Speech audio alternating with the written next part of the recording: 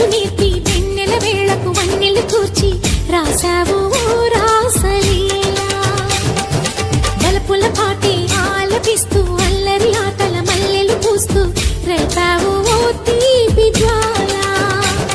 ఒక పక్కన రక్కసి మూకలతో సమరాలను చేశావు, ఈ పక్కన చక్కని చుక్కలకే మరి చీరలు